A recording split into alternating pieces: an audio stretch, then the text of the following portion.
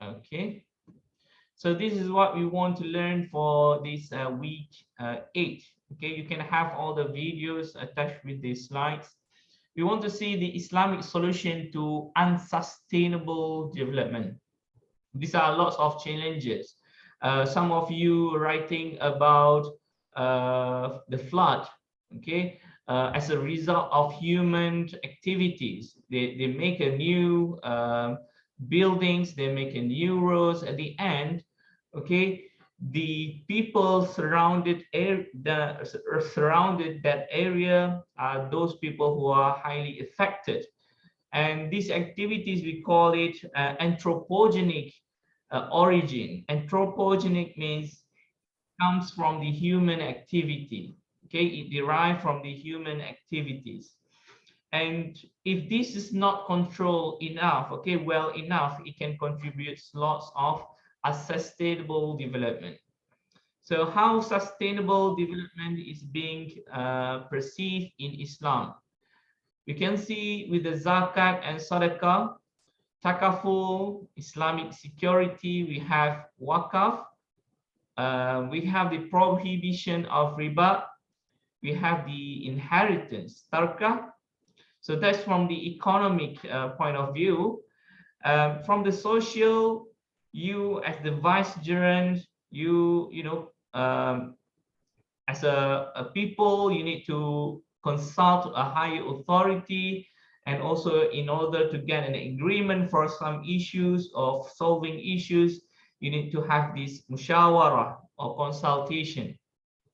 Apart from that, you need to have the Islamic brotherhood. So these three elements maintains the social equilibrium. From the environmental perspective, the concept of creation, the sunnatullah, everything that God has created in this world worth to be taken care of.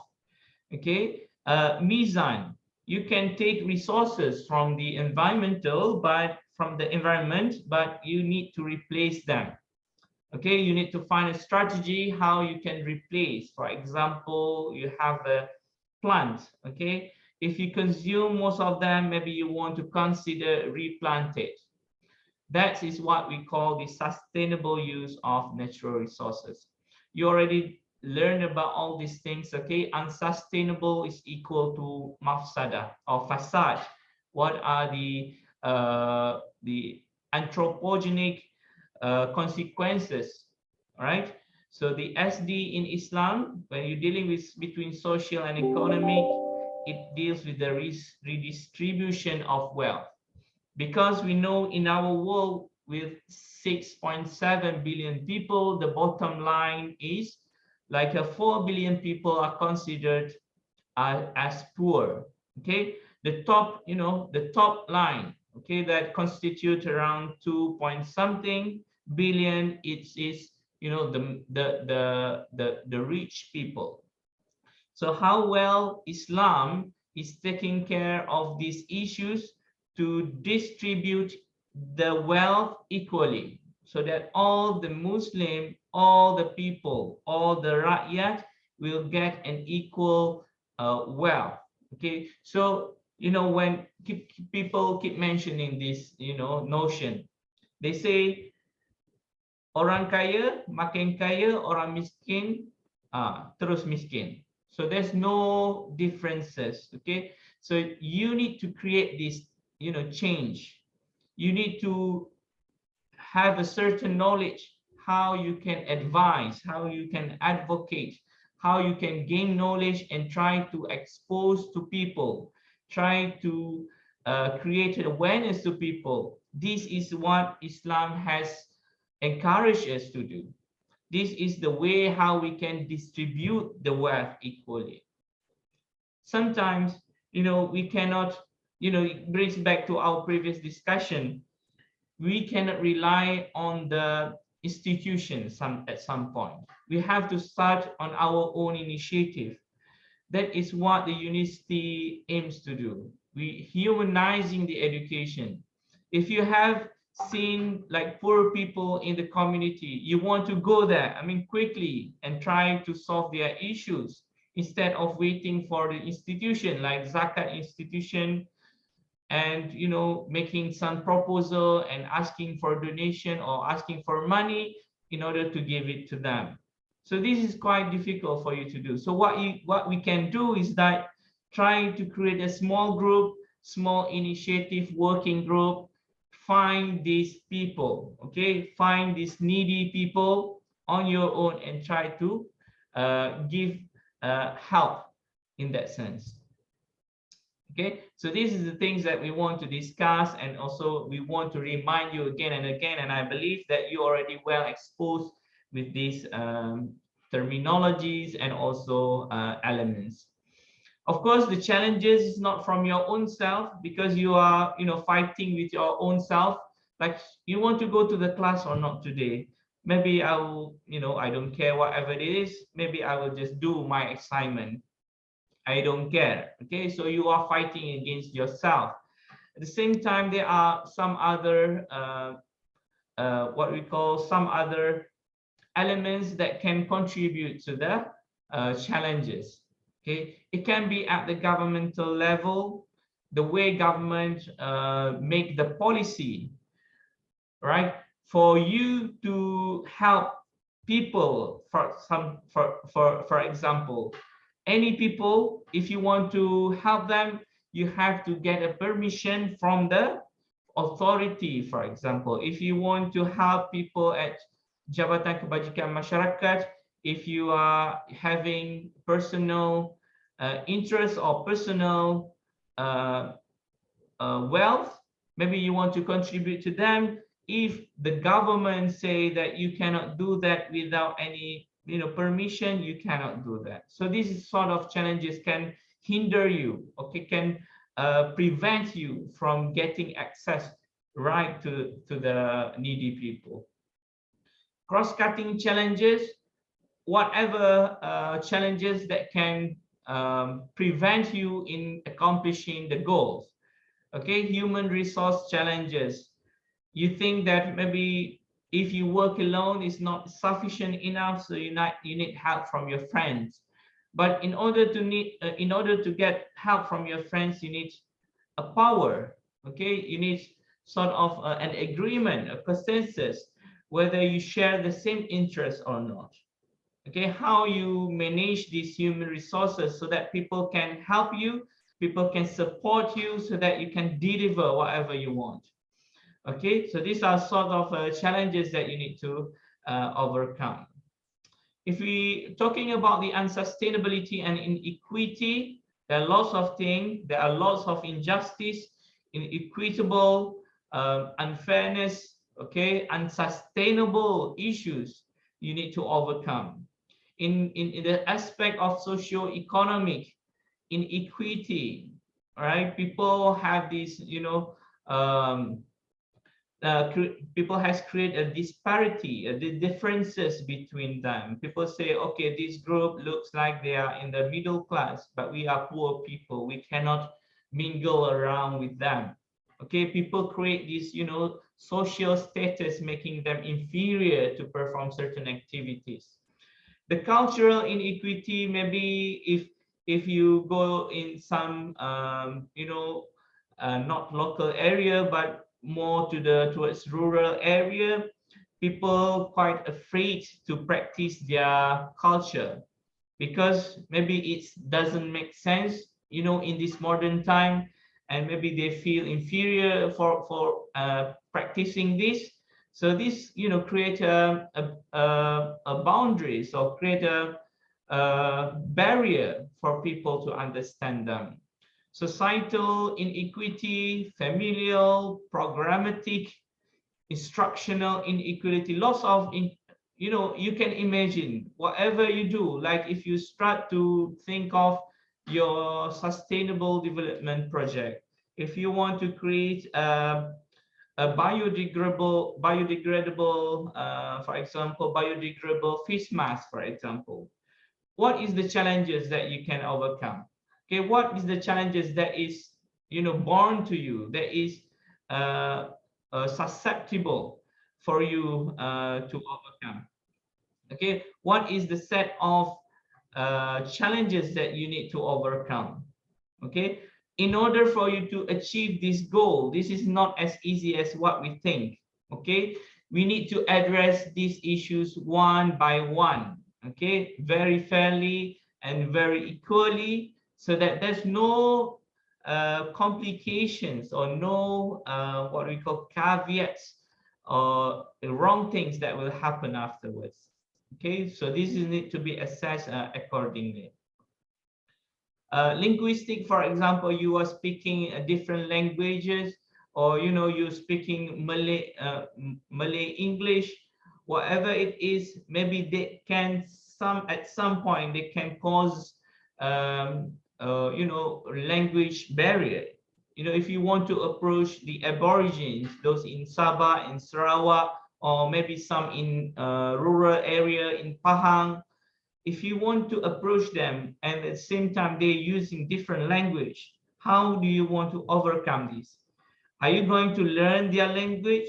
Are you going to use the hand gestures? What is your strategy? So these are the things that, if you want to help them, it's not only them, okay? It's not only they, okay? It's not only them that you are looking for, but you need to see in you what you need to overcome, okay? So that you can achieve the similar stage of understanding. You see, in average African, they live in around $2.30 a day.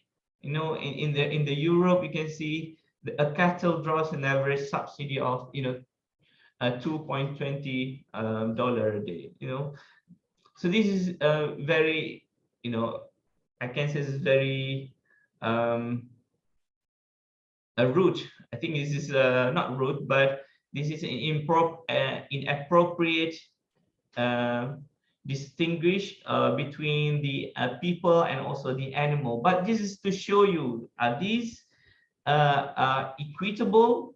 Okay, you see people in Africa live like poor stricken, but in Europe, which is a developed country, they pay, okay, they pay the cattle like almost equal amount.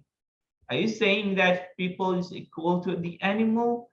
No, of course not. But the disparity, the differences between countries has made these things more obvious. We are busy, making a new species of cow, for example, and take the milk out of it. But those people, born in Africa or very poor country, they don't even, have the ability or have the chance to get a milk a day, okay, a day to drink. Okay, so this is, how people can survive. Things like this is, makes you wonder. And maybe this is the same thing that occurring at your hometown, in our country as well. So how do you address these issues? So I leave you to watch one of the video. This is, what is this? This is another video from the, if I can share.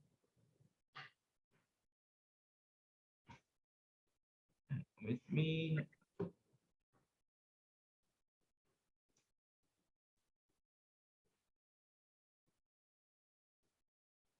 Oh, maybe not this one. Maybe this one.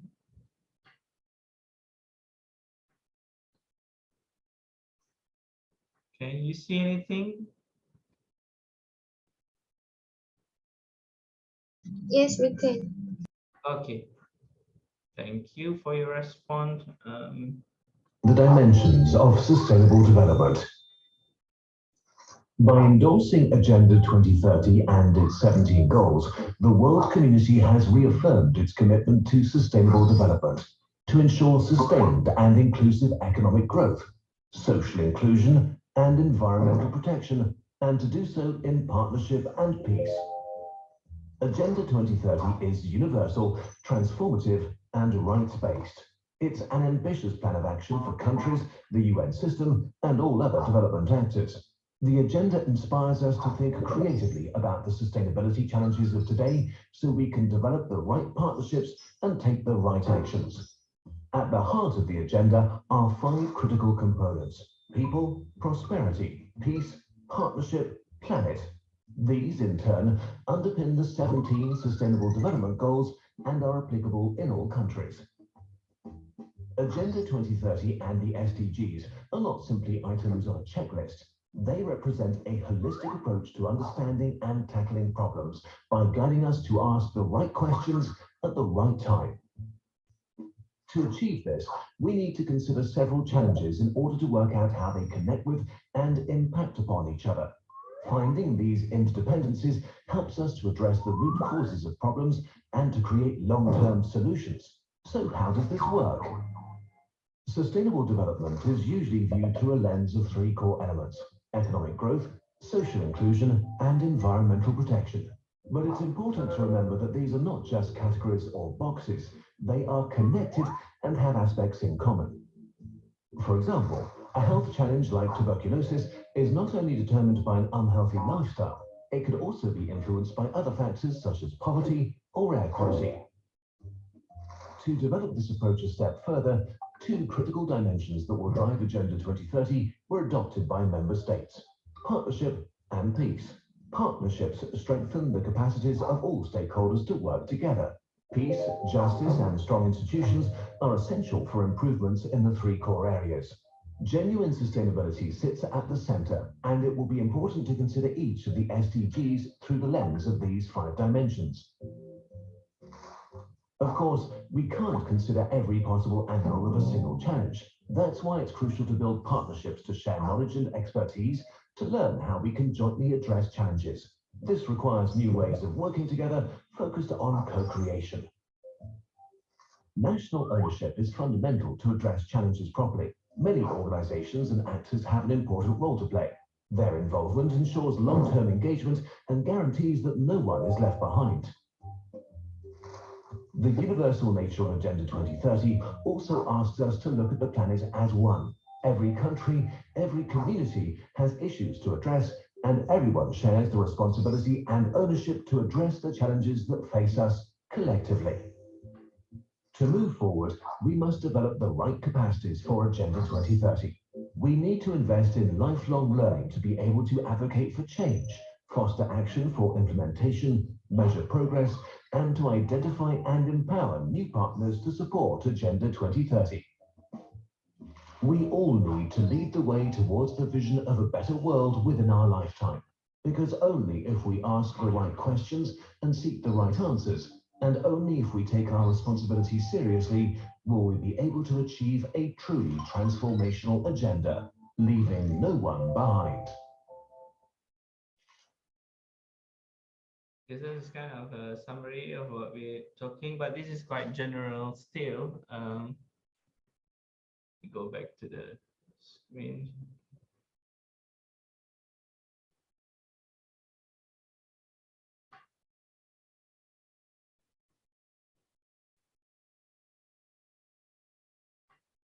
Okay, with that. Okay, so for how long, when we talk about the long-term goals, okay, how do you see this? How do you see, how long it can sustain? Previously, we focus on the people, of course, the topics or the agenda like the child survival, the quality of life, right, the education, and also equal opportunity. So this is what is to be developed. In the context of economy, we focusing on the wealth, productive growth, and also the sectors that involve for the economic growth. In the society, we focus on the institution, capacity building in regional as well as the country level. But how is it possible? How can we sustain this for a long period of time?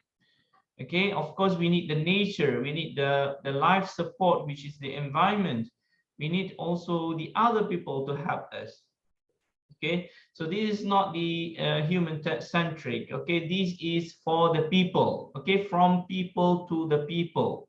Okay, we can say that from the people to these three main things. Okay, for the people, from the people to the planet.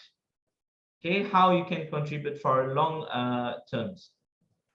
And a sampling of alternative measures of economic and social well-being. We have lots of indicators, we have lots of methods to evaluate these. So one of them is through the Human Development Index, how we can see that how well a human being is performing in terms of their own development.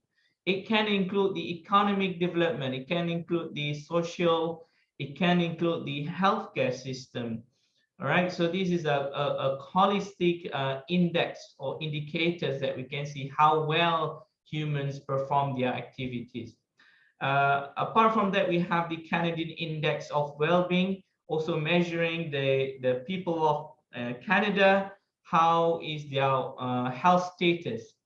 Ecological footprint, as I mentioned previously, how you can trace in this planet, okay, how much carbon footprint, for example, being emitted from you, like from your family, okay, in a single house in Malaysia.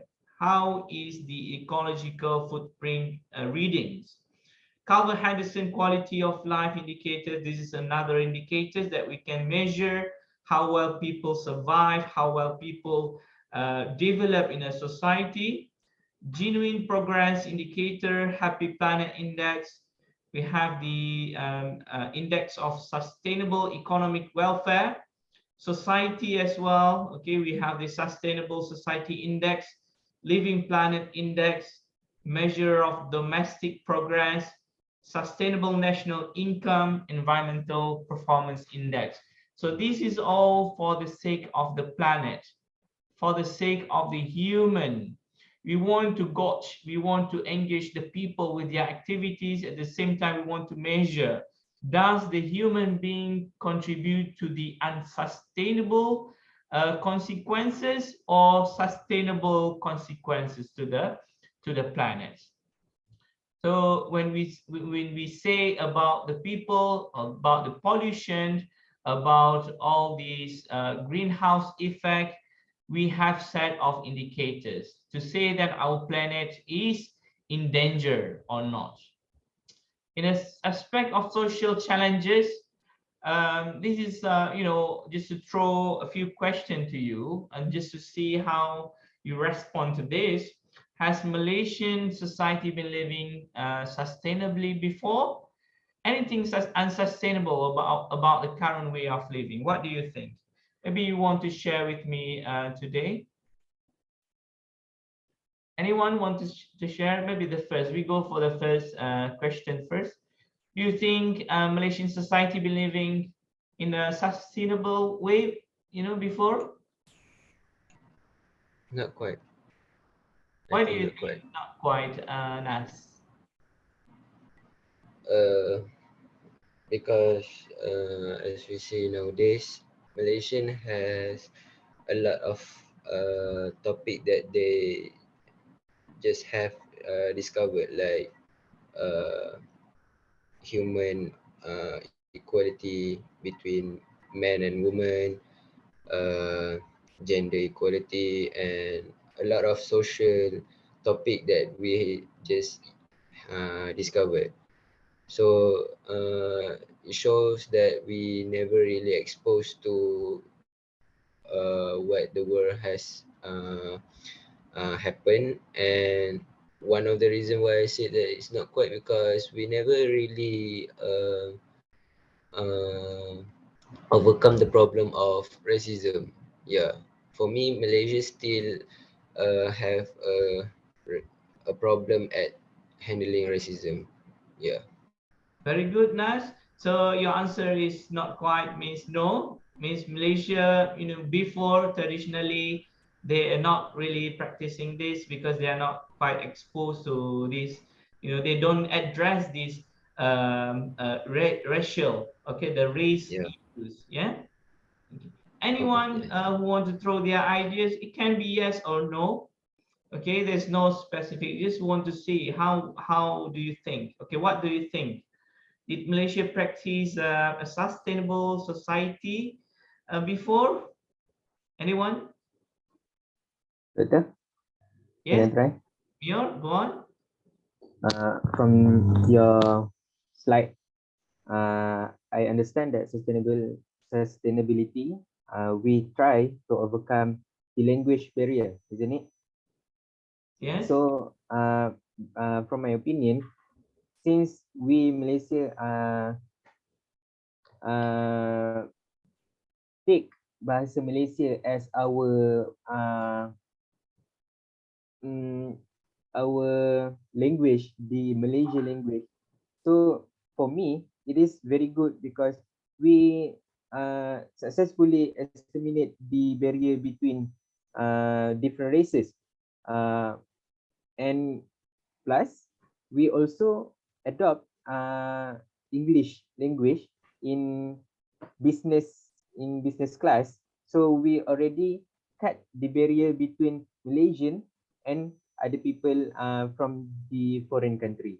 So I think we as a Malaysia successfully exterminate our language barrier between different races and different country. That is my opinion. so your answer is yes. Means that Yes. Malaysia has successfully lived in a good environment where they practice the same language before. So this is Yes. one of the things that being promoted by Tunku Abdul Rahman, so that all Malaysian, okay, can speak Malay, even though during that time we speak in English because we've been colonized by British, but the confidence or the efforts has been laid down by Tunku Abdul Rahman.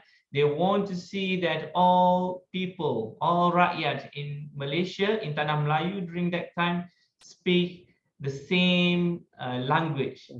Okay, so we already overcome the the issues with the language barrier, and it's created a people or society that live in harmony.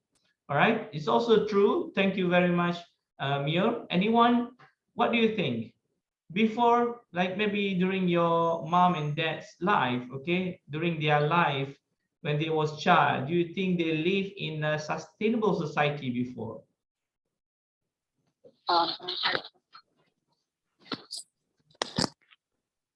Can you hear me? Yes, who is this? Auni.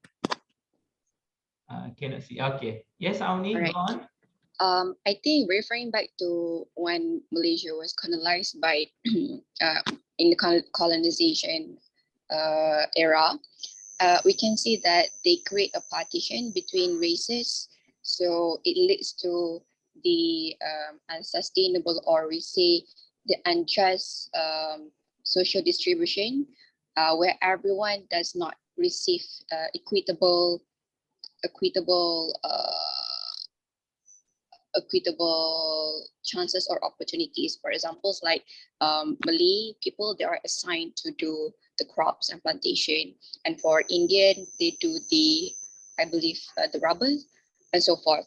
So there is a social partition that happened before. So I say that in terms of social living, Malaysia does not living in sustainably before.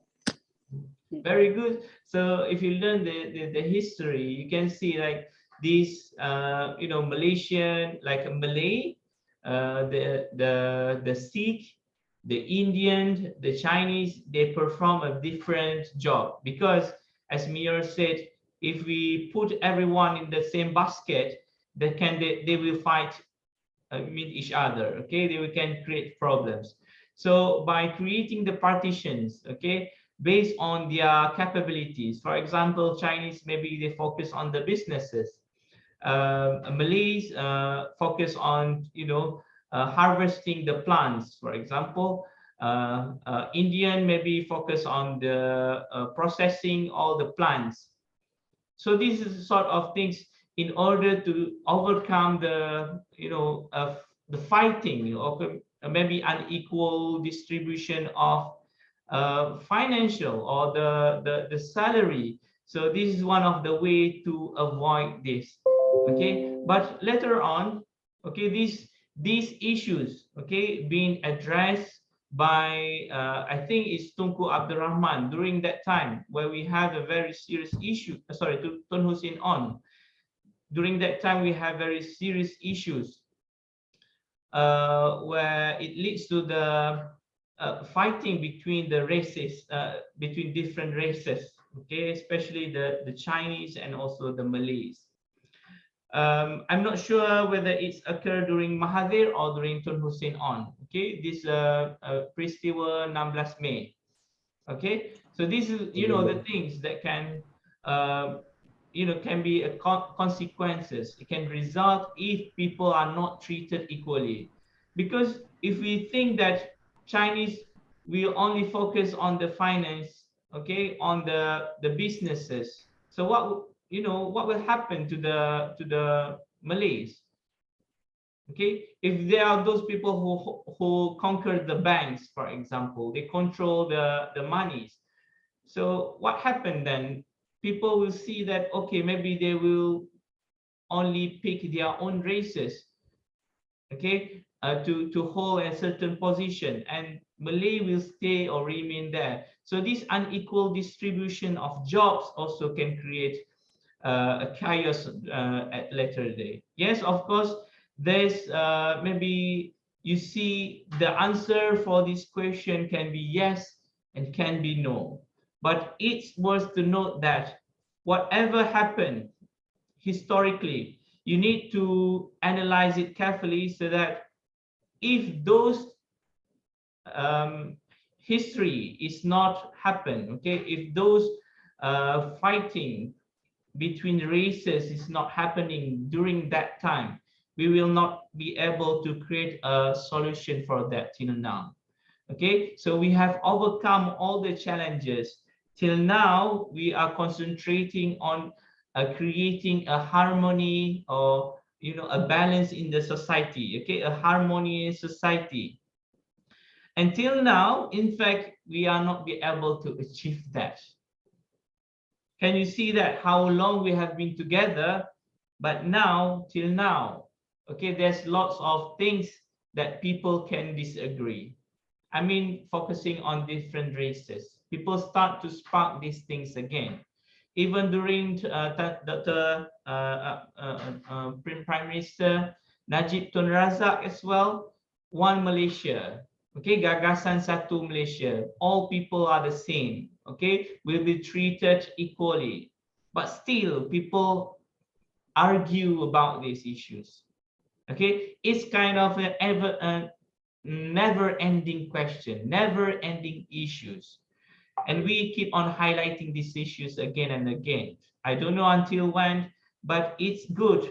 Before we overcome the issues, before we solve the issues, we need to address the issues first. At what point do you think that the Chinese against the Malays, or the Malays against the Indians? What issues? Is it issues of like a politics? Is it the financial issues? What issues? Social injustice. Once we have addressed the issues, then we can know what is the preferable solution for that. Okay, so we move on to the second question. Anything unsustainable that you think in these days, okay, way of living?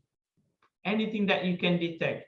I mean, today, if you want to read it with the reflective essays that you have written, anything unsustainable in today's living?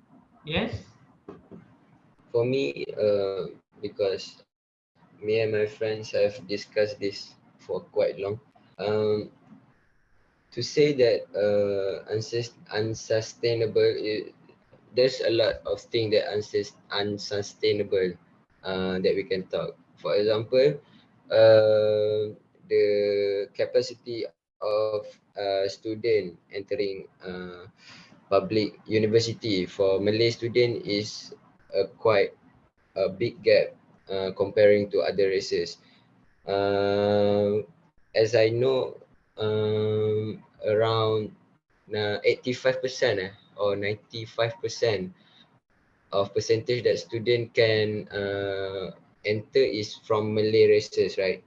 So other than that was Chinese and others. So uh, the Chinese and other races are claiming that this is not fair because education should be equal to everybody. But then when it comes to a job scope like a big major job scope like banking, financial and business, we can see that there's quite few of Malay races to be participating. So when we are claiming that we are like lacking on the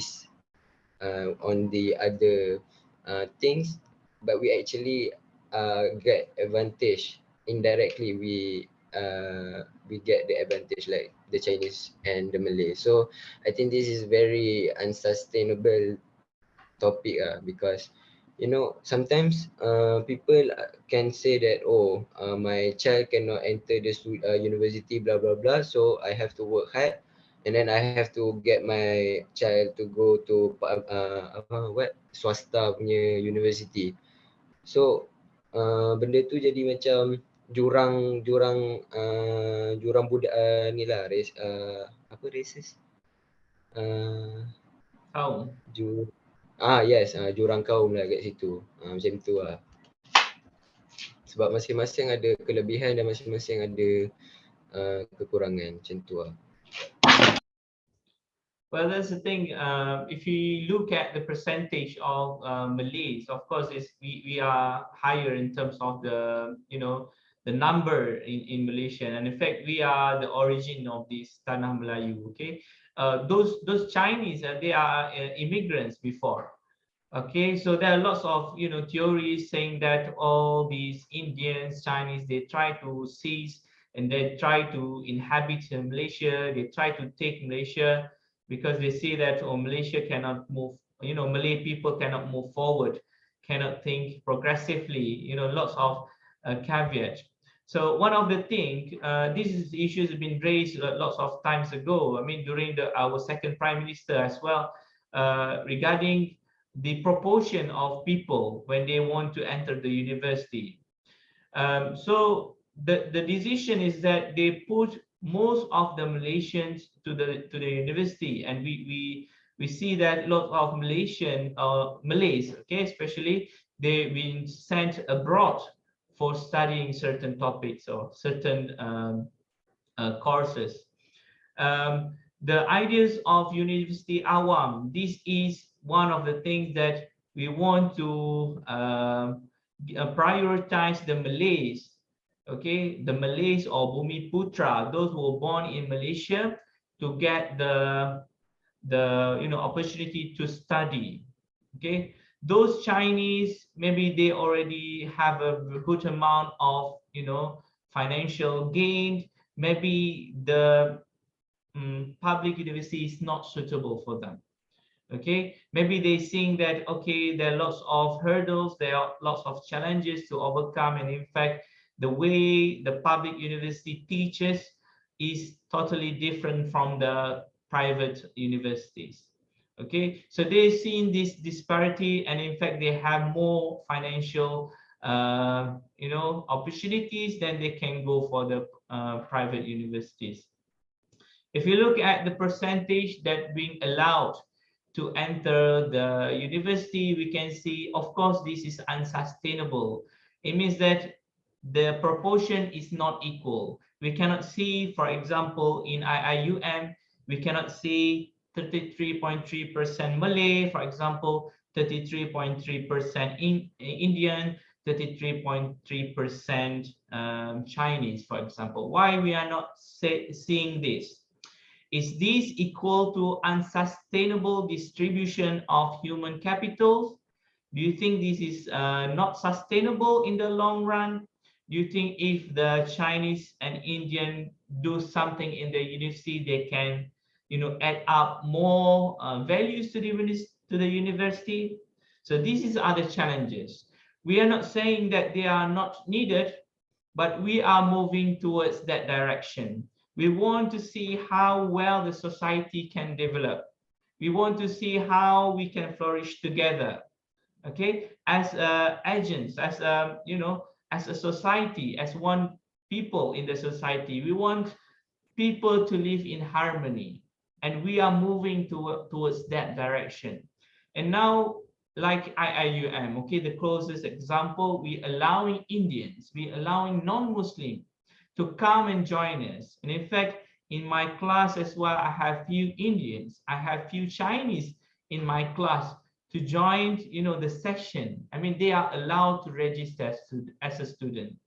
We see today maybe this is unsustainable, because we see the proportion is not equal, but in the long run, okay, we are considering them, we are start taking them to join us and to see how we can solve the issues or the problem together. Maybe not today, but the result will come, you know, after you know, some years.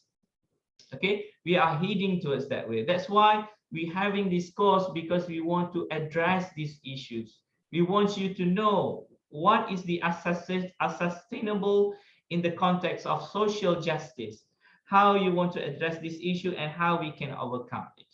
Okay, and IIUM very progressively in favor of these issues. We're taking lots of people. In fact, international students can come and join us, regardless they are a Muslim or non-Muslim. Okay, so these are one of the issues that we already overcome, but the result is still not there yet, because we need to progressively move forward. Thank you for your very lovely sharings. Allow me to share one of the video. I'm not sure this is a good video for you because it's in Malay, but just I mean, for the sake of showing, you can have this after this, but I'll just show you what is the gist I want to highlight. Buku Jalanan Coket ni adalah, anak siapa ni? Jangan ambil lalu. Buku Jalanan Coket ni. Ni, you all boleh tak tengok budak-budak ni dah. Ya Allah. Sayang, please. Thank you.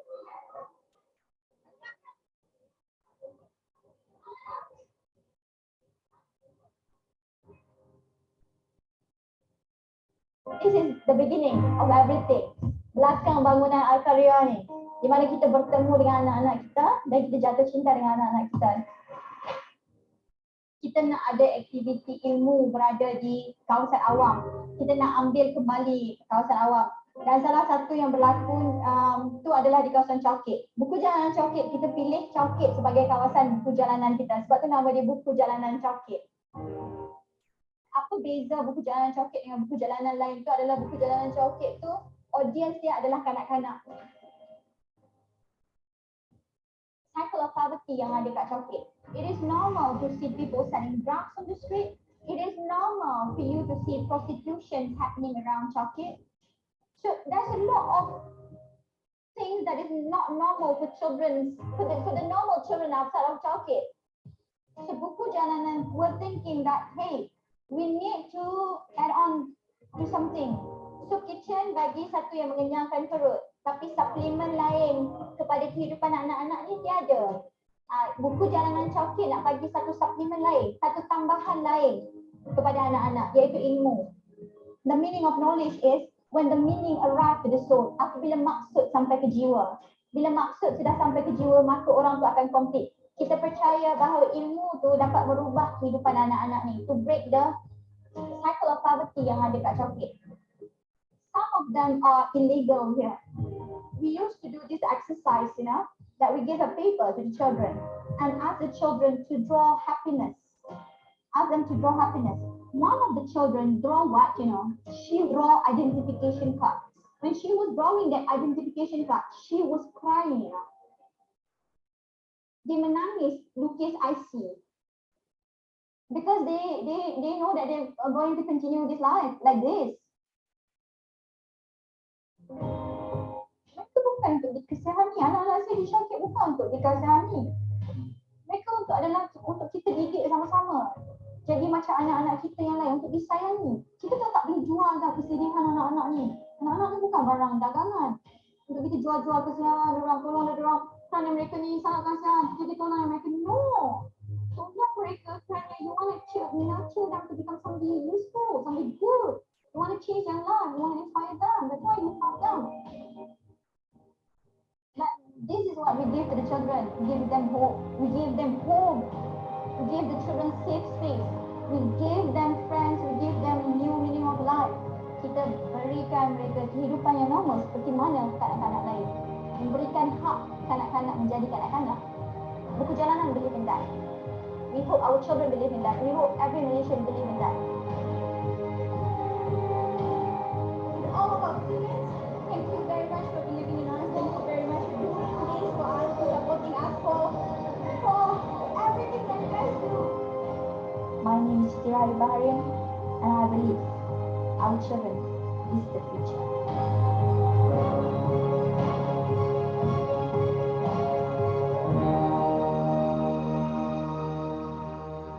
One of the videos, the unsung heroes. Maybe you can be one of those people. Okay, so you look at this perspective of people at your own shoes. Okay, you not just stay at your complacent zone like you are in the university, but maybe you see the people, just like the kids. You just see, okay, and then you say, oh, kesiannya dia, without doing anything. If you kesian, if you think their lack of certain skills and certain knowledge, maybe you want to really get in touch and engage with them, really in the taking the action by your own effort. Okay, maybe you can be someone like Siti Rahayu Baharin. Okay, so this is the things that we want to highlight. We don't want just think about the theory. We conduct the session like today. It's not only for you to know or sit for the quizzes. I don't care whatever marks that you get for your quizzes or assignments, but that's not really reflection of what you have gained. Maybe you have gained something more important because you are the one who will translate later on. If you're able to translate, even though 1% of the lectures, it's more than enough to stimulate or to create a better society in our country. These are the people of us, okay? They are our kids. They are our future generations. Later on, you are going, will have your own family and you will have the babies. You will nurture them, okay? But how about these, these kids on the streets? Are they being treated equally? Okay, are they socially equal? Like people like anak angkat, if you have your own babies, are you there, to take anak angkat or anak yatim as one of your family members?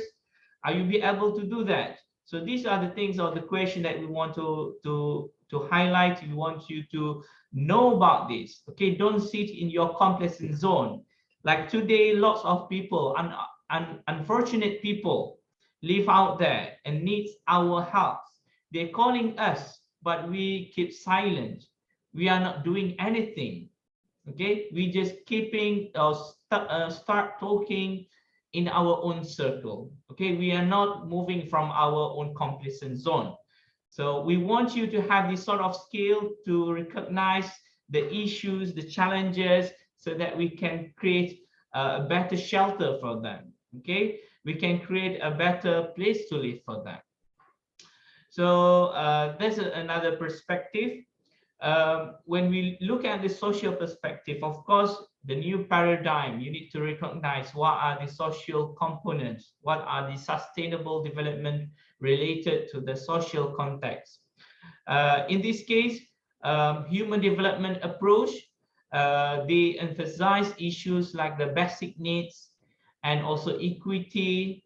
Okay, and this is well grounded in the history of economic theory. Anything that is in interest of human being, you can see this as a social component, okay, as a social perspective that you can help them, maybe in terms of the economics, in terms of the lifestyle, in terms of the healthcare, in terms of the quality of life. Indeed, the dominant contemporary tradition of focusing on such variables like the per capita gross national product, the GNP, okay, or national wealth. They sometimes people see this as indicator to see how well the human progressed, how well they gained in terms of the economic progress. Okay, but is it really important for us? Okay, is it really essential for us to know or to achieve a certain target? Okay, is this an indicator that can recapitulate your growth or your country's development? Is it true that way? Okay, is this indicator is really truthful, or is it really trustworthy? What do you think? Okay, gross national happiness index of Bhutan as an example of human development. So this is another index that we can gauge or measure how well the human perform in a specific countries, and lots of some other indicators in the field. SDG and social development issues, this is all the elements that are being catered inside the social sustainable things like aging. How many people are more 60-year-old still in the country, or how is the average of life for these old people? What is the country that have the most aging people? Okay, the highest number of aging people in the country. I mean the people that are aging but that can go up to 100-year-old. Anyone knows about this? Which country? Japan, maybe. Yes, correct. Japan is one of those, yeah, because they are very sustainable in terms of managing their natural resources, even though they are the most highly impacted when a natural disaster occur. What leads? Okay, what do you think? Why Japan? Okay, you think that their quality of life is greater than Malaysia? What is so special about Japan? Have you been Because there? Yes. yes, um, because one thing that I can see generally when I went there is Japan is very sensitive towards their language and culture. That is what they really keep, because when you go to Japan, you cannot really speak English because they do not understand whether in the capital or outskirt of the city, because they really what you call that, menghargai bahasa diorang ah, Japan, and culture, they still keep their culture alive, so that what will happen when they do that, I can see that they have this one what we call that unity that indirectly bounded very strongly, so that they can follow what the rule been told, and people act accordingly. Yeah, macam tu ah. Thank you, Naz.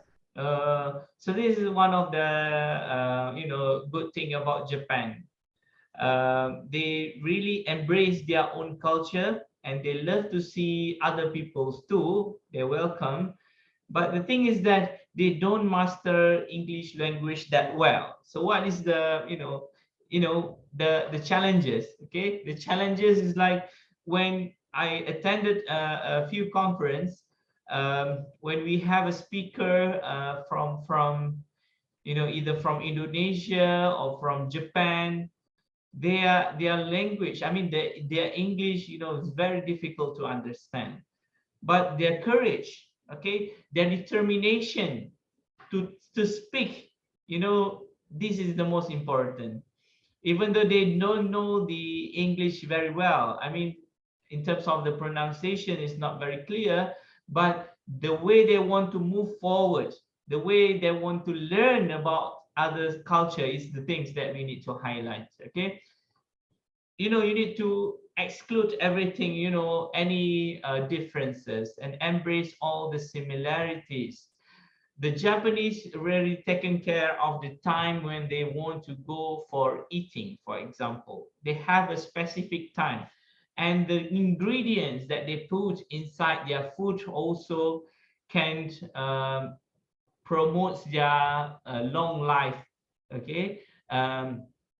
Like peoples from the youth of the Japan, they love to read, for example. If you're going to the bullet train, I mean, if you take a train or in a bus or in any local transport, you can see the youth started from maybe as early as 5 year old already have the books in hand. Okay, already have the book in hand. Every time they will read the books. And we can see Islam is in that country.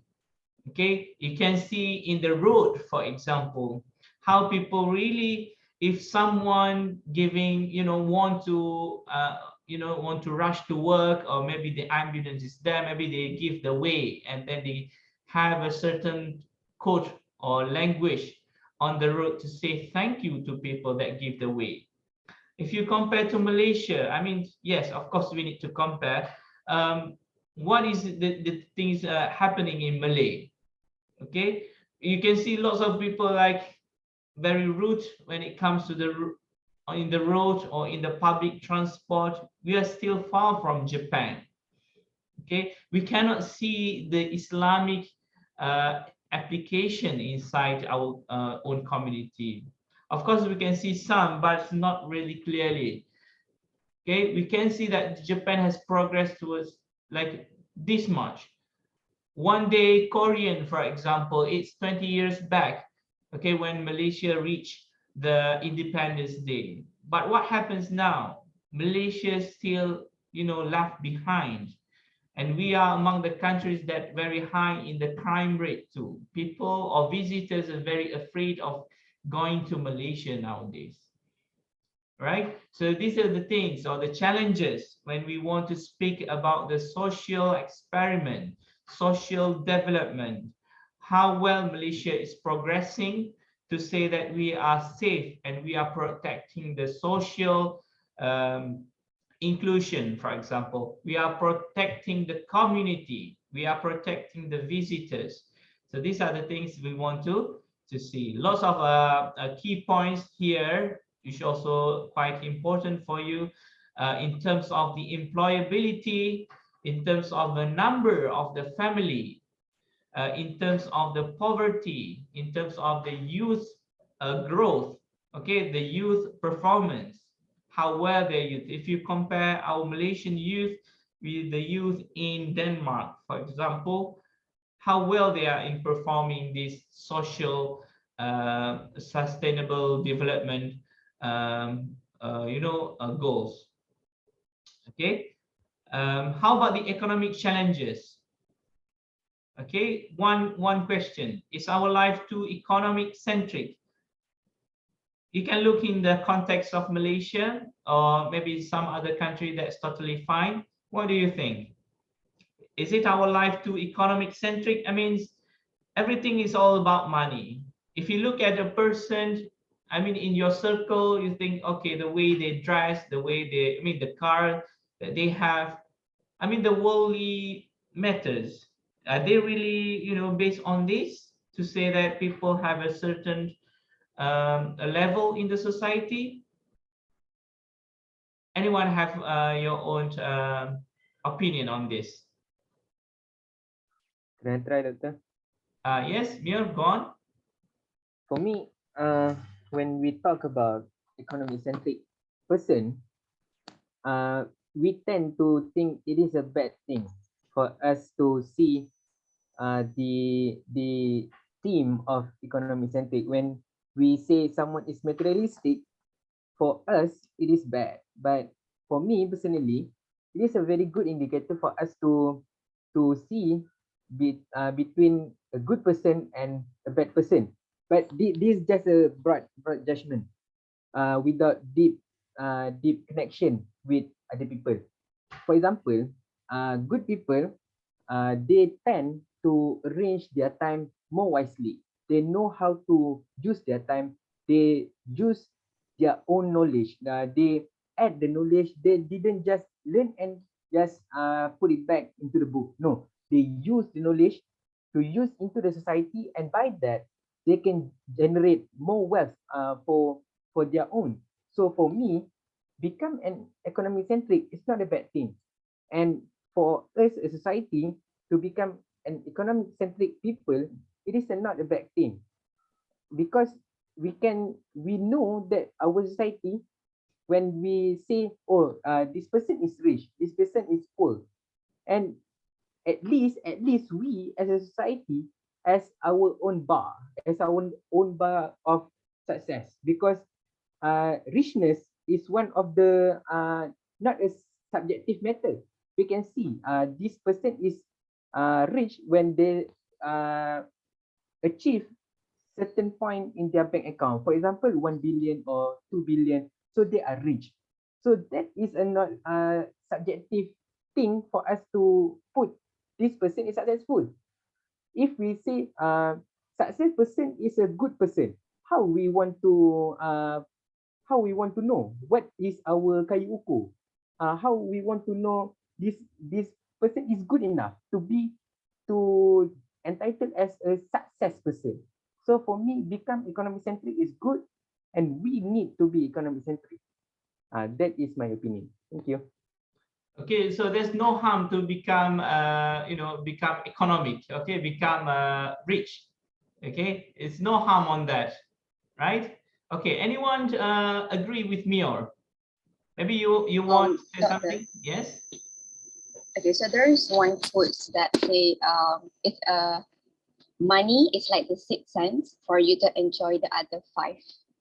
Okay, so I think in terms of what I understand on economic centric here is, you can relate to some of what Mio said, but I would like to redirect it to this perspective. The first one we enter our kindergarten, the common question that we ask kids is, what is your ambition? So of course, economic centric for some people that receive education, better education, they can understand it in a way that what we have said. But we also see that in the inculcations of our kids, we always we are taught them to be economic centric in a way that some of them just live for you go to school and then you go to university and then you work and then you have family and so forth. They didn't see the value in their life itself. But of course, in anything that giving value, we can't say that just because it have cons, so we have we have to abandon the pros, because everything in this world they have pros and cons, and it is upon us to direct and audit, right? But I think it is also important for us. This relate to Japan, because I think the one thing that makes Japan unique and able to approach what they have today is because we can see that their early childhood education, they're focusing on human attributes. If I'm not mistaken, I'm not sure until what age, but I can say like 5 years of kindergarten age for Japan people. They didn't focus on academic performance or academic skills, but instead they taught their children to clean and to respect and so forth. And that is why when we go to Japan, we see a lot of, I went to Japan and I see that they even swept these little tiny pieces of paper in front of their shop. And also when I live with my foster grandparents, Okasang and Obasang, and also my foster grandparents and parents in Japan, I could see that, it is very something that we couldn't really explain by our culture for Malaysia. But when I study about it, it is because of their early childhood education, is they're focusing on that, and that is what lead them to have that kind of life that they have today. So of course, Japan people also economic centric, right? But I think it is also important for us to balance it, make it equal in terms of we reach something but with a value, instead of just living our life for it's for money, but you don't give it value, because there's harsh reality out of the world. Of course, we see that some people, they become rich because they want to be good people, but also the harsh reality is when you working, you have to pay bills, you have to support your family, you have to do something, etc. And that is actually leading to some people to be greedy. And at that point, there is some people that at the beginning have the objectives to be economic centric because they want to be good people, but eventually when they are exposed to this harsh reality, they just become part of the normal, or the part of people that living off their way because of they need to instead of giving value. Yeah, if I understand what I mean. Thank you very much, Auni. Yes, that's very true, because but the thing is that if in order for you to receive the same education, okay, so people, if you compare people who are not fortunate enough to get the education, even though it's 5-year-old kids to enter the kindergarten, for example, and then you compare these poor and also the rich people. Nowadays, if you want to put your kids into the play school, for example, it can cost you up to 1,000 per month. So how is that possible? How is that possible? I mean, to get an equal sets of education and skill. Our community, still considering the economic as the one of the main tools for evaluating success. Yes. Anyone want to share? Or maybe you want to add Mior and Auni sharing just now? Are you still on the line? I see Nas also on the line. Very, very engaging. Thank you very much, because this is recorded. I need to evaluate your performance. I mean, from time to time. I mean, you will get marked for that. I mean, all of your views is collected. Anyone want to share? Can I add something? I add. Okay. For Anis? me, Anis Nabiha. Anis gone. Okay. For me, kan Doctor, like just like Sister Auni said, economic centric ni, for economic centric ni, compulsory for certain situation, but for certain situation, the value of economic centric ni should be avoid. Contohnya, kalau when people are too economic centric, so they will do the thing just because to get money. So there's no speed. Then they will do something if only they get money, and they for the things that need volunteerism, like if they want to do donation or volunteerism for poverty, so they will avoid that thing because they will their perspective like no money no talk, no money no action, like that lah. And then I think for people who live in the city, they are too economic centric because since the economic level in city is higher, the cost in city is higher, so they will limit their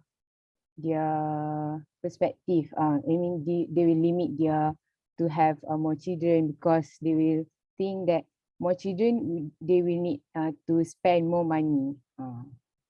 That's my opinion, Doctor.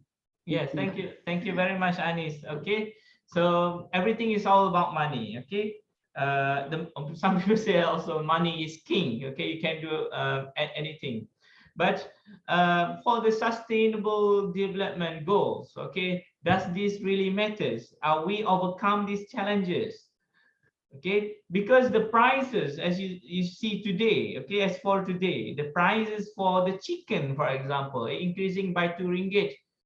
Okay, the vegetables, for example, also increase. Like if you buy sawi or you buy what else? Sayur biasa, sayur apa yang masak? Sayur kangkung ya, kangkung Syifa biasa masak Syifa. Kangkung, okay, you have pak choy. Semua ni, okay, they already increase in price. till now. So where's the sustainable, solution for that? Everything is about money. Means that you cannot eat, you will die because you cannot afford to buy these, basic things, which is food. If things like, keeps on increasing, the money value keep decreasing, how you want to survive in the long term? That's why if you go, I have one video, but I will provide it in the personal webpage. This is a very interesting video from I think a famous Malaysian photographer, Saiful Nang, if you know. Yes, Saiful Nang. So Saiful Nang has went to kibbutz.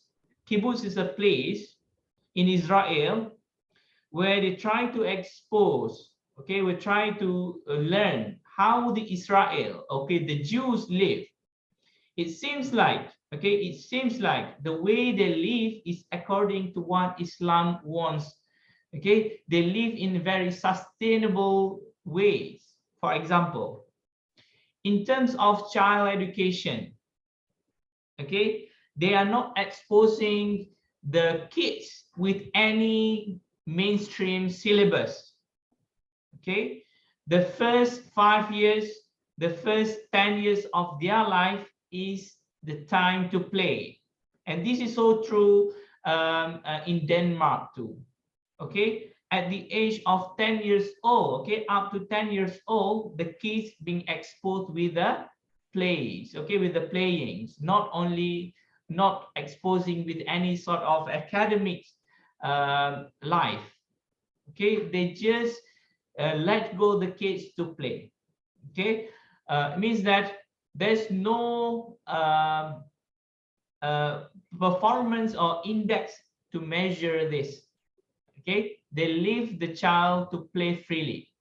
The second thing is that if you go to kibbutz in Israel nowadays, those people that have a very good degree, if you are veterinarian, if you are medical doctors, if you are dentists, even if you are gardeners, even if you are fishmongers, all these people have the same salary. Okay, regardless your job scope, okay, job or profession, no, you being paid equally. So this is what the people in kibbutz Israel been practicing, and you can see that the kids are not being exposed with any screens or internet. But what we see in our community is that the direct opposite of what I am telling you. Okay, so who are now leading to the sustainable development, who are now leading to the unsustainable development? Okay, I can provide you the video after this, but maybe you want to have a look later. Okay, check. Okay, so that's the link. Let's move on. Thank you for your personal insights. Let's have a look if we can move on to the next video. What's wrong with the GDP? Gross domestic. Let me check if I have the portion of the screen to show. Okay, we have one more issue to discuss, which is the environment, but this is kind of summarize the economic part. Okay.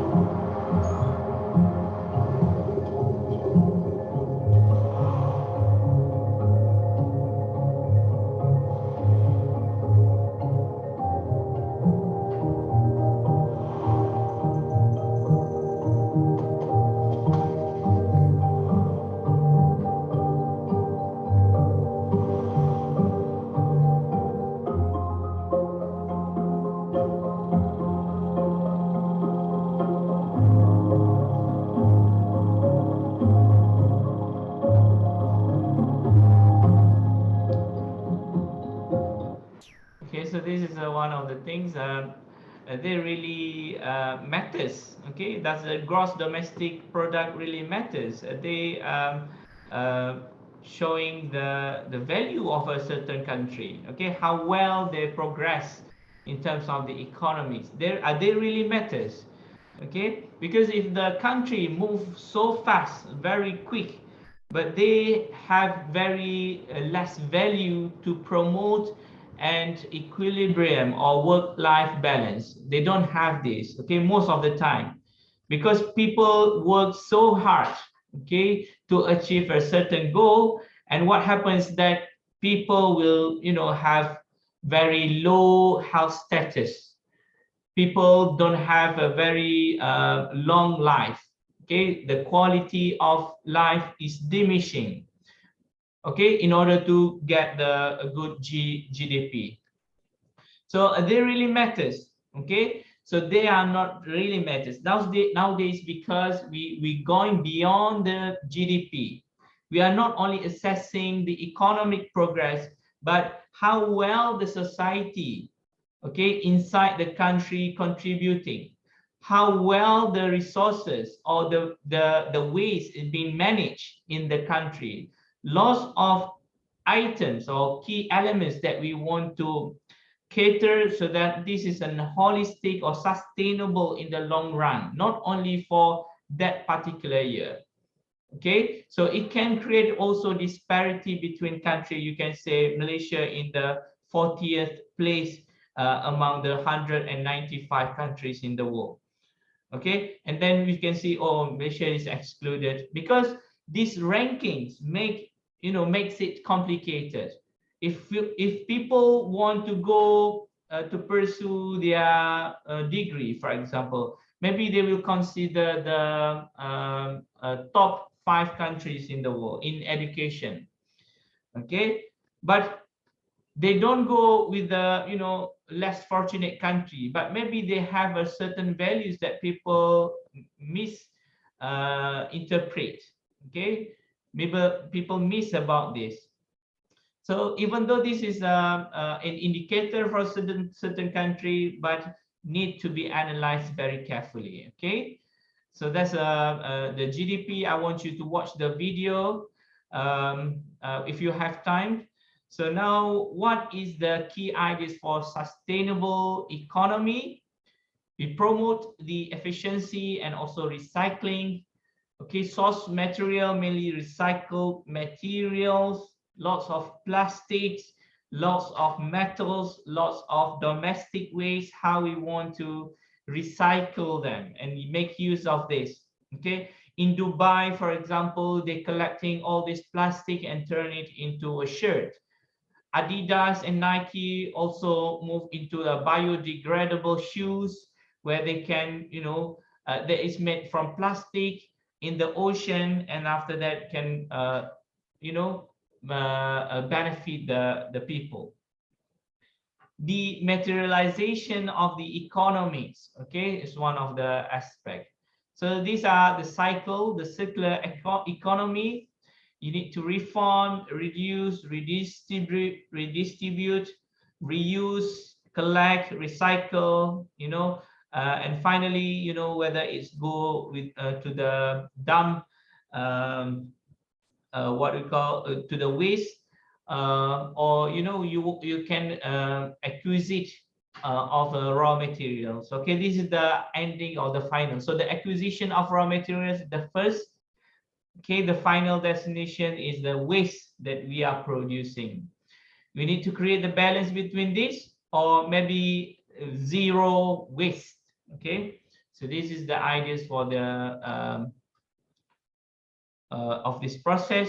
I think this is the last video I want to show you. If I can do that, let me check how important is the. So this is the explanation of the circular economy. I can show you maybe just half of the video for you to have a look.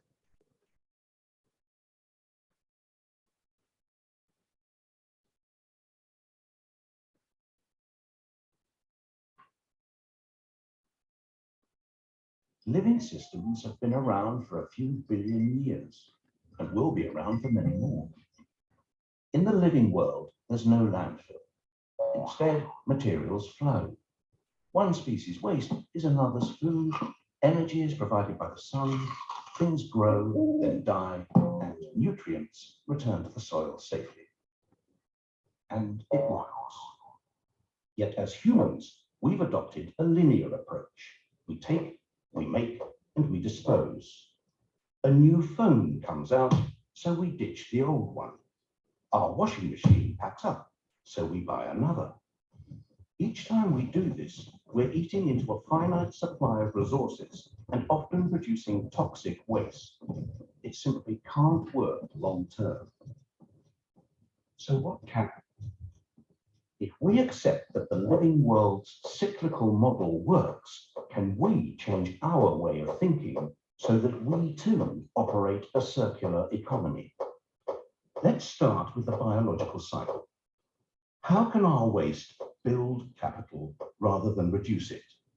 By rethinking and redesigning products and components and the packaging they come in, we can create safe and compostable materials that help grow more stuff. As they say in the movies, no resources have been lost in the making of this material. So what about the washing machines, mobile phones, fridges? We know they don't biodegrade.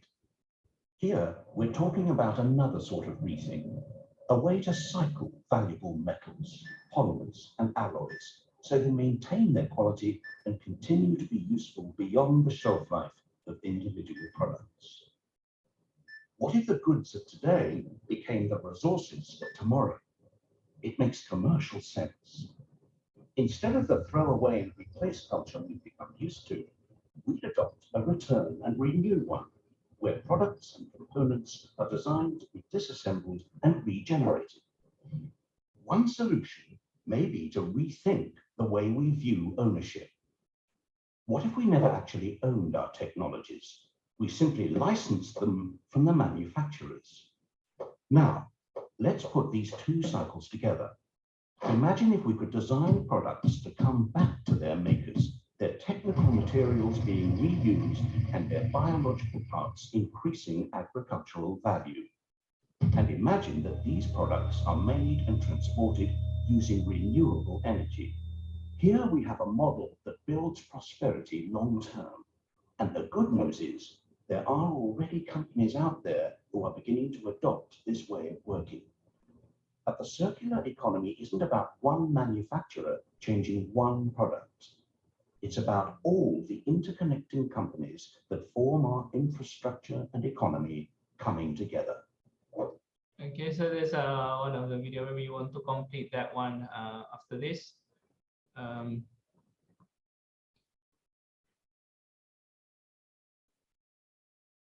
Okay, so let me go back to the. Okay, so we need to rethink the process.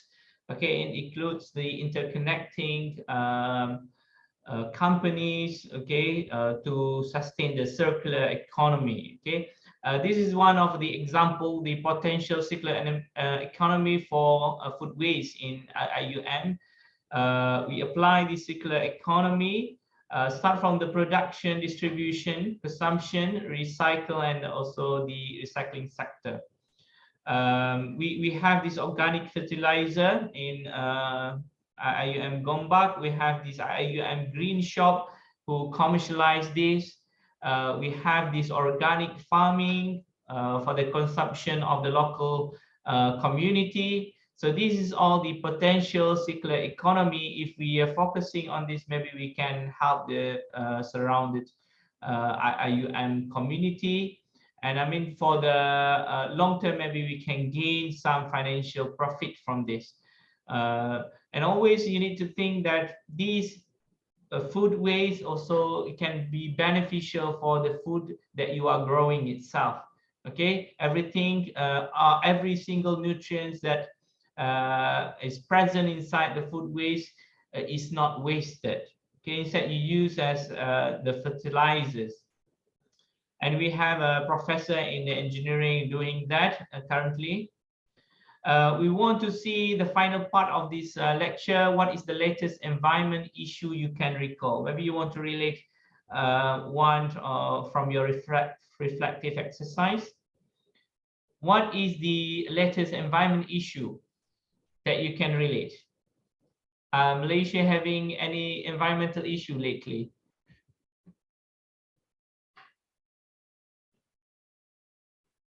Are you having class now? No, doctor. Yes. No, doctor. Yeah. Yes, doctor. Are you having a class? What time?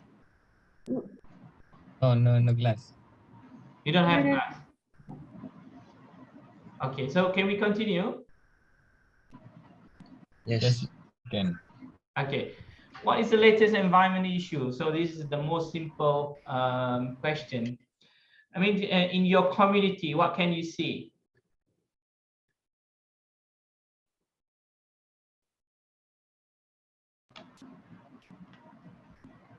Okay, can I try? Yes. I think in my community, I see the problem with the waste management. We see that I think, as far as I can recall, we've been introduced to 3R: reduce, reuse, and recycle, as early as in primary school, I guess. But we don't see it in Malaysia yet. People adopting these practices of 3R, because yeah, in terms of waste management, I have always had this dilemma because in our household, I mean in our residential, people will mix up all the food waste and also the paper and also the box and so forth. They don't really care about uh, to differentiate it by like how we have separate bins for it. And I think one problem that we can address why this happened is because we don't have actually that bins represented in every houses for all that specific, or even not in every houses in that one residential. So it always I always in dilemma whenever I want to throw something, even in our mahala right now, because we don't have it. And I understand that how it will lead to waste management in terms of is very unsustainable, because if we see how Japan people and Korean people lives, they have these practices of separating all the trash. And I have question on how do they actually inculcate this? I mean, it is because of the governance, the system of a government system they have, or maybe it's all about attitudes, or yeah, it leads me to question, because in terms of education, we've been introduced to it, but we don't see any kind of a big progression in Malaysia. So I think that is what happened in my community that I realized. Okay, this is very good insights.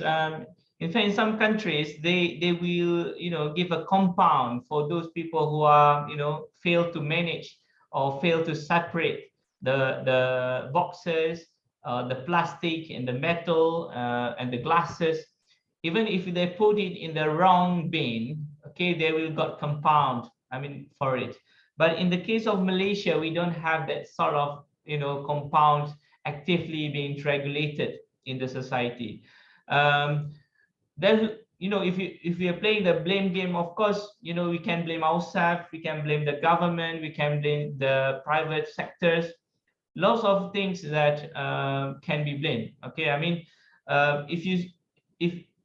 for example, if you want to separate them, of course you can start from yourself in the household. But how about the accessibility? You don't have this bin. How you want to get this bin? Are you every single house in Malaysia need to apply or need to ask the Majlis Pembandaran or Majlis Bandaraya to provide on your behalf? So and of course for the Majlis Bandaraya, they need to have a certain budget for that, and they need to get it from the government.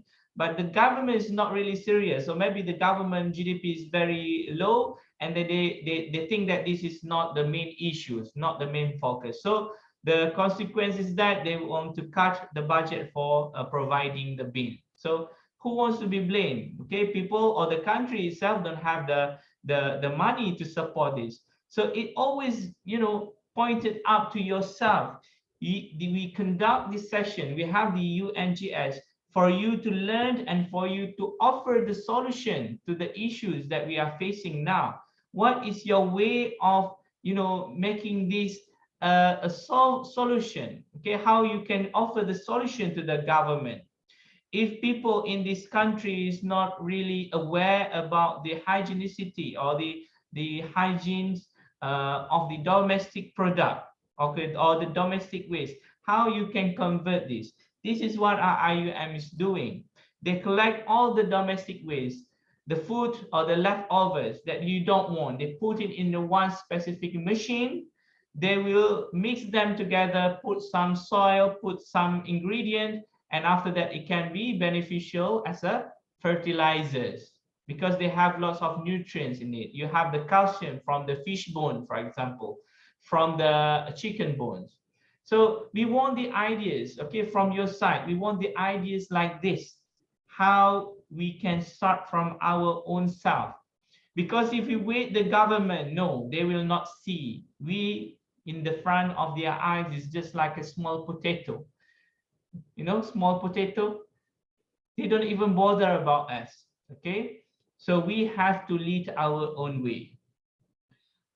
If we keep comparing, for example, of course we want to compare to see where are we, okay, where are we progressing. In Japan, in Korean, they are very well managed in terms of their waste, and in fact they use their waste for their own benefit. In Malaysia, in terms of the domestic waste, even like the countries like Singapore, they're buying the water from Malaysia. You know where this water coming from? It's from your, kumbahan. Okay, they filter all these kumbahan, okay, all the waste from the, what do you call, domestic waste, okay. From your toilet, for example, they collect it and they start to filter them and turn it into mineral water, for example, okay, or reverse osmosis water, okay, and start to sell this. This is also another sustainable effort that Malaysia already introduced. Okay, we have this, but not as what we expect it to be. Okay, maybe in terms of Malaysia, it's going there and it's progressing very slowly. So we need to push this more aggressively, okay, so that people can gain more benefit out of it. In the case of pencemaran alam sekitar Malaysia, you can have the video. You can see the types of pollutions of type of materials in the world. Okay, this is from the Penn State University US Bureau and Management. You can see how biodegradable your waste products are. Okay, the paper, the leaves, the orange peel, milk carton, plastic bag. You see the plastic bag, the black one. Okay, please don't use the black one. If you find the green one, okay, sometimes also they are faking it. Okay, they say it's biodegradable, but make sure it's stated. Okay, biodegradable. We already have the black plastic bag that says biodegradable. If you order some food from Food Panda, from GrabFood, okay, from other platform, some of the owners of some of these restaurants, they already moved or shifted toward these biodegradable products instead of using polystyrene, for example. They have shifted towards using the paper base, all right, cardboard base containers. Okay, so how is your effort? How you can create awareness for these local sellers to use biodegradable products? Of course, it can have some financial implication on that, but in the long term, this is worth to be addressed. Okay, how do you want to educate those sellers, a restaurant in IUM Mahallah, to use only biodegradable products? Okay, biodegradable containers. say no to plastic or mineral water, for example. Okay, so it can take like 400 to 500 years. Okay, so this is nonsense, all right? So you have to note this. Okay, we also have like environmentalists or some people who are really keen to take or collect all these plastic containers and turn it into shirt, turn it into shoes, turn it into a fish net, turn it into anything that we can use. And this is what we want to see in your SG project, how you can manipulate all these waste and turn it into something beneficial for the society. This is the dump site. You can see, imagine, because you also one of the person who might be, you know, responsible for this, including me, because I don't know about my waste. In my area, every Saturday is when you want to throw all the, I mean, all the waste, recycled waste will be collected.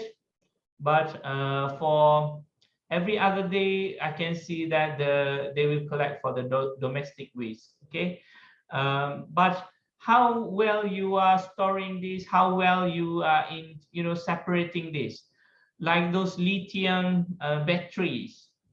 Are you like AAA batteries? Are you just mix them with the domestic waste?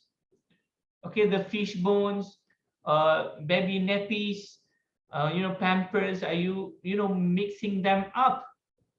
Okay, so everything that you do, even though the government don't see this, even though alam flora didn't see this, but Allah know what you are trying to do, and then you say, okay, we shouldn't, you know, wala tulqu bi'aydikum ila tahlukah, don't put your hands into the destruction. Okay, don't contribute yourself to a destruction. So you want to relate, but you know, without you realizing, actually every day you have contributed, okay, to the ecological footprint. Okay, you, without you realizing it. Okay, including me, I'm not saying you, me as well. Okay, so how we can reduce this, if not all, maybe with the small effort, if we do it more consistently, if we manage our waste. Okay, even this a small, put in a small container, and then you tell the alam flora, but this bandaraya, this is, you know, batteries, this is the cupboards. Okay, this is boxes, this is papers. Okay, this is domestic waste. Okay, if you manage to do that, then of course every single thing is being rewarded. Okay, everything is there, start from yourself. You know, of course, we need to create this for the benefit of the human, and this is only kind of a reflection how the interconnection of these environmental resources and also the outcomes, if we don't take care of these biological waste or domestic waste. You see, from the 1961 to 2010, you can see the number of planet Earth is only one. Okay, this is only our own capacity. Okay, it remains there. We don't have two Earths. If someone say that, okay, we need to venture, we need to travel to Mars, for example, and create another living ecosystem there. Is it possible in 100 years from now? Okay, when Allah said that the only place for people or a human to live is only the Earth, the planet Earth. So what is your thought on that? Okay, because people nowadays keep on producing waste. We are accumulating waste. The planet is sick. The planet is in danger. Some people say you can stay only another 100 years. Okay, the planet can only support people for 100 years. If there's no urgent issues, or if there's no urgent effort to make the world a better place to live, then we will of course reduce to the to the destruction of the planet Earth. All right, so that's why we are addressing these issues again and again. In your project proposal, of course, you need to reflect all the things that we have mentioned today. For example, simple as recycling a campaign, you can do that. Maybe you want to make an infographic or posters. What are the SDGs that you want to overcome? What is your group members? Okay, who's your group members? How you want to cater the issues, and of course you want to create a proposal for your project. And this can be varied, okay, can be varied from environmental based, from economic based, spiritual, what else, from social perspective. It's up to you. And I already give a set of group for that. Let me check if I still have that. This is one of the example. If you want to recapitulate what should you do in your next coming project. I think that's the final slide for today. If you got any question before we end the session, we have another 2 minutes to finish the session. Is there any question while I'm looking for your group list? Okay, so I have divided you into 4 groups. Group 1, social sustainability. Group 2, economic. Group 3, environmental. Group 4, spiritual. And each group have 6 members, and each group has at least 1 or 2 male in that group, because we are, the male is very unsustainable at this time point. So we need to have this, very limited amount of male in each group. Okay, this is one of the issues with the gender inequalities, where we need to highlight lots of male are not in the education system. I don't know where they are. Okay, so if you got any questions, another 1 minute for discussing your upcoming project. You can start your project now. You don't need to wait for me to tell you. Are you happy with your theme? Social, economic, environmental, and spiritual, or you're not happy with that? We can always change. Okay, so it's not a fixed title. Still, it's all up to you. It's all up to your convenience, the group convenience, before we doing the proposal. Okay, the proposal 25 marks, 25%, and the presentation carries another 25% for your final assessment. There's no final examination. Your project is your final assessment for this subject. Any question?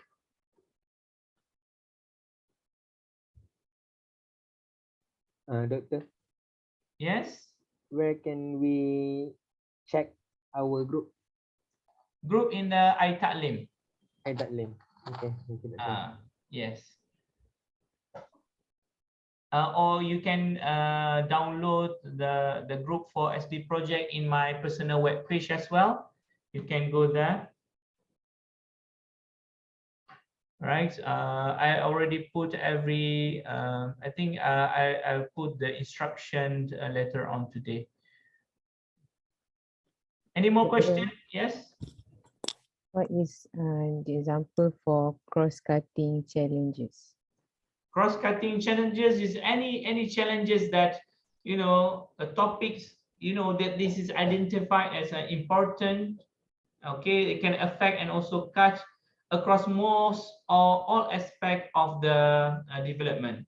It can be cutting only one challenges like only economics, but you successfully overcome the social and environmental challenges. It can also cross-cutting the economics and social at the same time, leaving only the environmental. Okay, so anything. Okay, it can cut any elements inside the challenges, and that's why we need to integrate this topic. Okay, you can start from the policy design to implementation, evaluation, and also learning. Okay, it can cross-cut many aspects. It's not only environment, or it's not only social or economic. Okay. Okay, thank you, Doctor.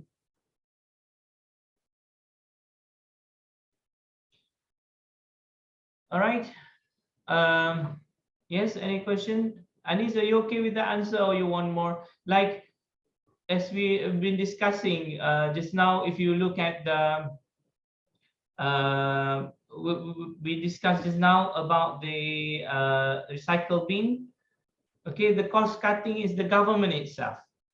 Okay, you think that, okay, you can create, okay, you can manage everything, put it in a single place, separate this accordingly, but later on the cost cutting is the government, because they are the policy design. They don't have the budget for that one. Okay, they don't have budget to provide for the bin, recycle bin. So that's the challenges. So you need to overcome the challenges. How do you advise or create awareness to the public so that the public can, influence the government to provide the recycle bin?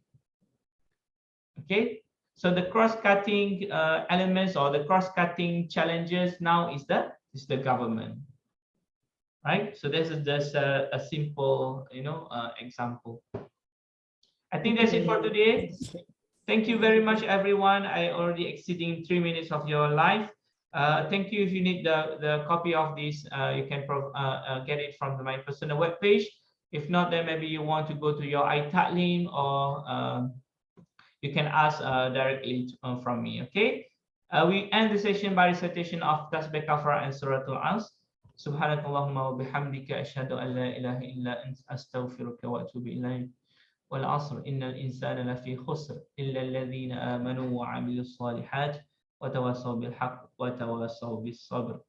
Thank you, everyone. Assalamualaikum warahmatullahi wabarakatuh. Bye bye. Thank you, Doctor. Thank you, Doctor. Thank you, Doctor. Thank you, Doctor. Okay, Doctor.